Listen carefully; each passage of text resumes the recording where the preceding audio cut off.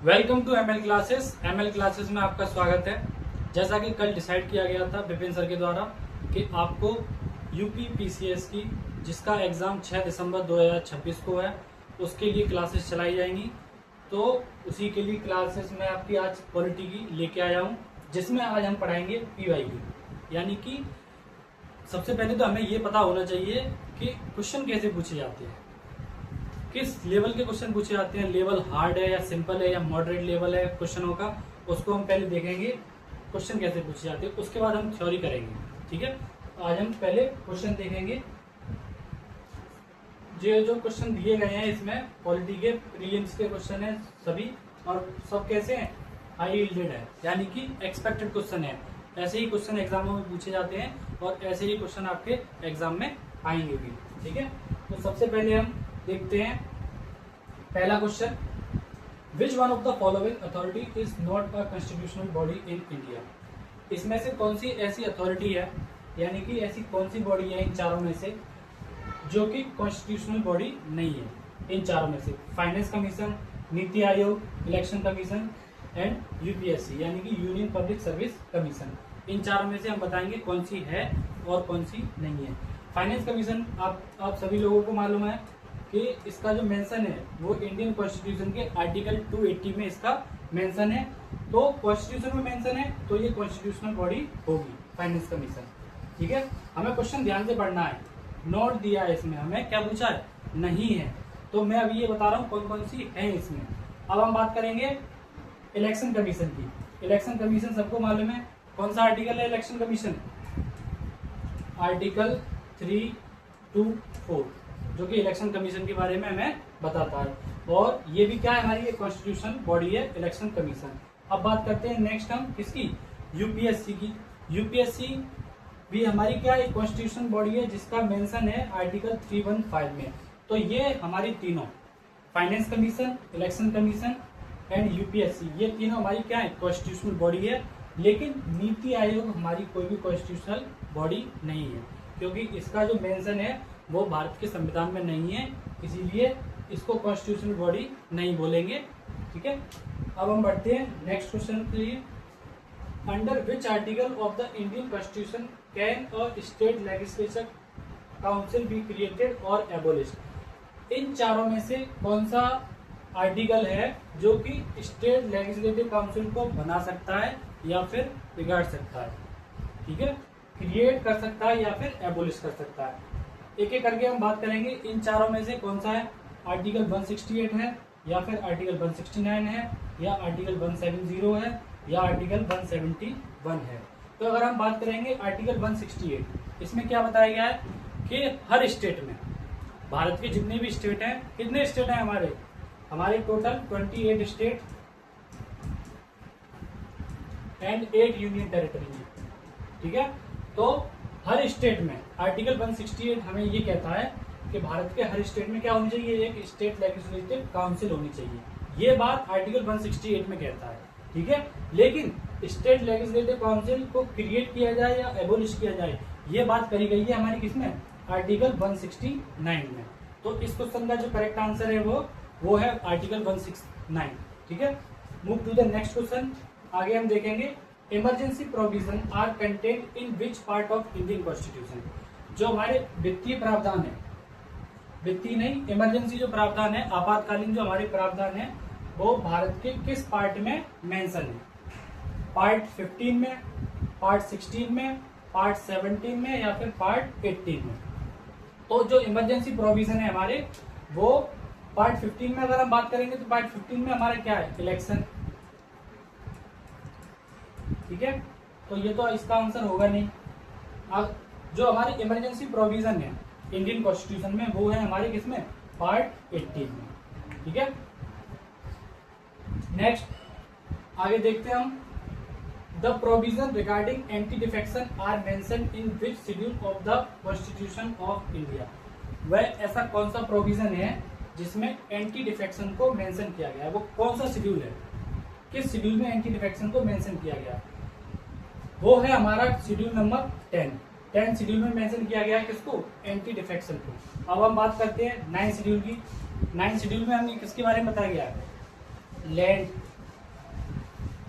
Reform, यानी भूमि सुधार के बारे में हमें किस में बताया गया है? 9 शेड्यूल में। 8 शेड्यूल में आप सभी लोग जानते हैं 8 शेड्यूल में किसके बारे में कहा गया है?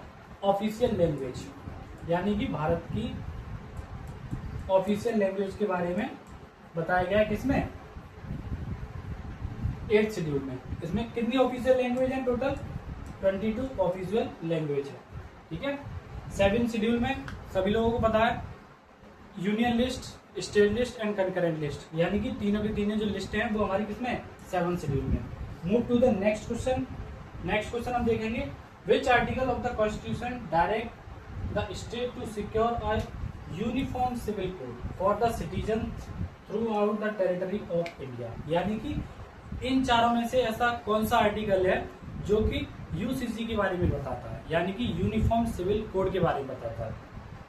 तो आर्टिकल 40 देखेंगे, आर्टिकल 40, 44, 45, आर्टिकल 48, इसमें से किसके बारे में यूसीसी में बताता है? तो यूसीसी की जो जानकारी है वो हमारी मिलती है आर्टिकल 44 में।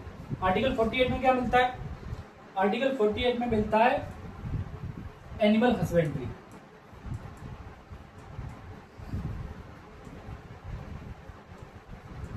जो एनिमल हस्बेंड्री का वर्णन है वो हमारे किसमें? आर्टिकल 48 में। ऑर्गेनाइजेशन ऑफ विलेज पंचायत, यानी कि विलेजों का ऑर्गेनाइजेशन किसमें? आर्टिकल 14 में, ठीक है। अब हम बढ़ते हैं नेक्स्ट क्वेश्चन के लिए। What is the tenure of the CAG of India, यानी कि control and auditor general of India. CAG का जो कार्यकाल है वो कितना है, वो इसमें पूछा गया। सबसे पहले तो हम ये जानेंगे कि जो कैग है वो हमारा क्या एक कॉन्स्टिट्यूशनल बॉडी है, जिसका जो मेंशन है वो है हमारी आर्टिकल 148, यानी कि आर्टिकल 148 से लेके आर्टिकल 152 तक हमारे किसके बारे में बताया गया है?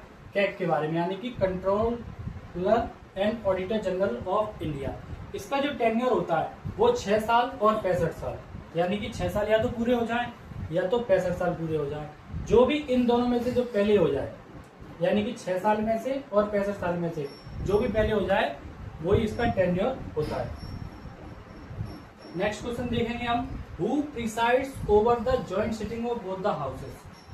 जॉइंट सिटिंग, पहली बात तो हमें ये पता होना चाहिए कि जॉइंट सिटिंग का जो प्रावधान है वो कॉन्स्टिट्यूशन के किस आर्टिकल में? आर्टिकल 108 बताता है। आर्टिकल 108 हमें बताता है जॉइंट सिटिंग के बारे में। किसके बारे में? पार्लियामेंट में जो दोनों हाउस की जो जॉइंट सिटिंग होती है उसके बारे में क्या बताता है? आर्टिकल 108। तो प्रीसाइड कौन करता है? तो इसको जो प्रीसाइड किया जाता है वो किया जाता है स्पीकर ऑफ लोकसभा। जो लोकसभा का स्पीकर होता है उसके द्वारा इसको प्रीसाइड किया जाता है, ठीक है। Move to the next question, आगे हम पढ़ेंगे, which writ can be issued by higher judiciary to command a public official or lower authority to perform their mandatory legal duty. हमें रिट के बारे में जो प्रावधान है इसमें क्या बात करी गई है? रिट के बारे में पूछा गया है कि इन चारों में से कौन सी रिट में ये बताया जाता है कि जो हायर जुडिशरी है वो कमांड करती है किसको? एक पब्लिक ऑफिशियल को या फिर लोअर अथॉरिटी को, कि वो परफॉर्म करे अपना जो भी लीगल उसकी ड्यूटी है उसको। तो पहली बात तो ये है कि रिट इश्यू करने की जो वो है प्रावधान वो हमारे आर्टिकल हाई कोर्ट और सुप्रीम कोर्ट दोनों को ही है, ठीक है। दोनों ही हमारे कोर्ट रिट को इश्यू कर सकते हैं, ठीक है। और रिट इश्यू करने की जो सबसे ज्यादा पावर है वो हाई कोर्ट के पास ज्यादा है बजाय किसके? सुप्रीम कोर्ट के, ठीक है। तो इसमें हम देखेंगे कि जो हायर जुडिशरी है वो अगर लोअर जुडिशरी को कमांड करती है तो इसमें क्या आंसर होगा हमारा? इसका आंसर होगा हमारा मैंडेमस। मैंडेमस का मतलब ही होता है कमांड, यानी कि आदेश देना, ठीक है। तो आदेश दे रहा है कौन? हायर अथॉरिटी टू किसको? लोअर अथॉरिटी को। तो ऐसा होता है हमारे किसमें? मैंडेमस में। वहीं अगर हम बात करें हैबियस कॉर्पस की, तो हैबियस कॉर्पस का मतलब क्या होता है? To shall have the body, यानी कि बॉडी के सहित प्रस्तुत होना चाहिए कोर्ट में विद बॉडी। कितने आवर्स के अंदर? विद इन 24 to 48 आवर्स, यानी कि 24 से 48 घंटे के अंदर उसे कोर्ट में उपस्थित होना ही चाहिए। ठीक है, इसके बाद हम बढ़ते हैं नेक्स्ट क्वेश्चन की तरफ। The famous Sarkaria commission was set up by the government of India to examine which of the following area. जो सरकारिया कमीशन है उसकी जो स्थापना की गई वो गवर्नमेंट ऑफ इंडिया के द्वारा किस एरिया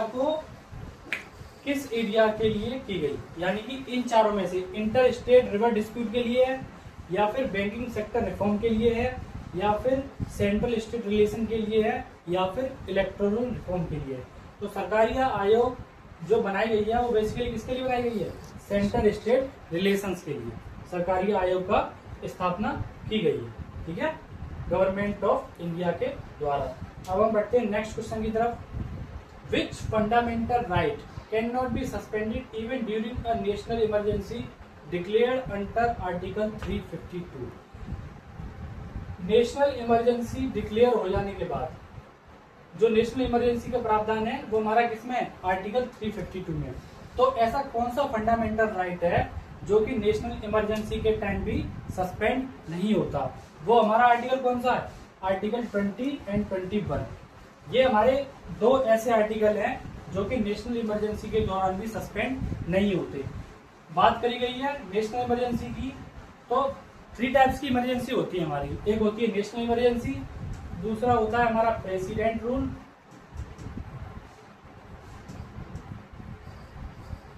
जिसका मेंशन है आर्टिकल 356 में। एक है हमारी इमरजेंसी फाइनेंशियल इमरजेंसी। कौन सी इमरजेंसी, फाइनेंशियल इमरजेंसी।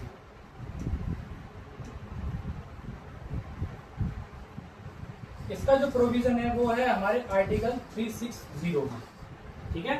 तो किस आर्टिकल को नेशनल इमरजेंसी के दौरान सस्पेंड नहीं किया जा सकता, वो है हमारे आर्टिकल 20 एंड आर्टिकल 21। बाकी सारे जितने भी आर्टिकल है उनको नेशनल इमरजेंसी के दौरान सस्पेंड कर सकते हैं। तो ये थे आज के हमारे important and previous year question and expected question. इन्हीं के जरिए से हमें ये पता चलेगा कि हमें कैसी तैयारी करनी है आगे, और इसी को स्ट्रेटजी बनाते हुए अच्छे से डिटेल वे में आपको थ्योरी क्लासेस आगे भी प्रोवाइड की जाएंगी। थैंक यू, धन्यवाद, जय हिंद।